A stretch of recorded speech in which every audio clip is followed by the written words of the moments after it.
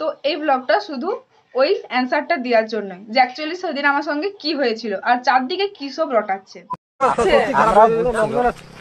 এখন এখানটায় ভিড় করিস না, এখানে ঝামেলা হয়ে যাবে। এইখান থেকে রাস্তা থেকে এখান থেকে সরা যাবে না, তোমরা এইখানের কেস এখানে সলভ করবো। এইখান থেকে ছাড়া মানে পুরো কেস চম্পট।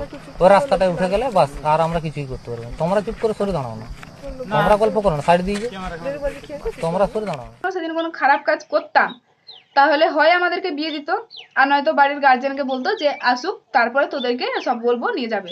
কিন্তু আমার বাড়ির লোককেও আমি কোনো কিছু জানিনি, কারণ আমি সেরকম কোনো পরিস্থিতি আসেইনি যে আমি বাড়ির লোককে জানাবো। এমন ক্রিটিক্যাল অবস্থা আমাদেরকে ছাড়ছেনি, মানে এমন কোনো অবস্থায় আসেনি। তারপরে আমাদের প্রচুর হেনস্থা করা হয়েছে, প্রচুর। এমনকি আমাদেরকে এটাও বলা হয়েছে যে তোরা যদি না টাকা দিস তাহলে তোদের ভিডিও বানানো হবে। আর কি বলে সোশ্যাল মিডিয়া তো জানিসই, আমাকে বলি সোশ্যাল মিডিয়া তো জানিসই কি জিনিস, কি হারে ভাইরাল। तो ये काम जो भी किया ये बहुत गलत है। किसी का निजी मामला में दखल अंदाजी नहीं करना चाहिए। उसमें उस लड़की का जान भी जा सकता है। अगर वो वीडियो बनाती है, 2 वीडियो वायरल हो गया तो क्या मतलब कि वो किसी से प्यार नहीं कर सकती, क्या एंजॉय नहीं कर सकती? ये गलत है।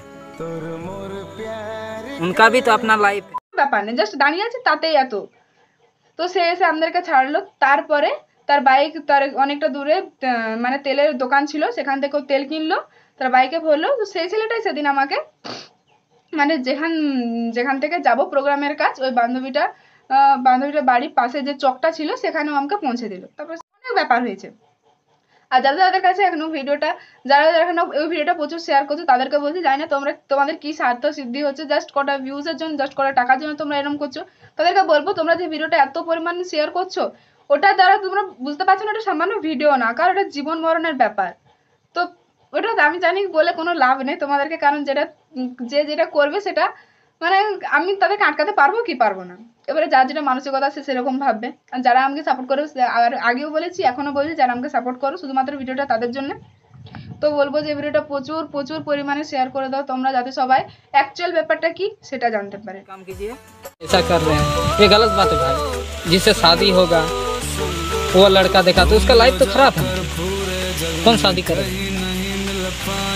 इसीलिए ऐसा गलत काम मत कीजिए, किसी का लाइफ के साथ मत खेलिए।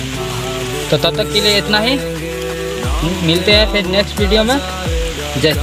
करते जाएंगे भोलेनाथ को जपने वाले।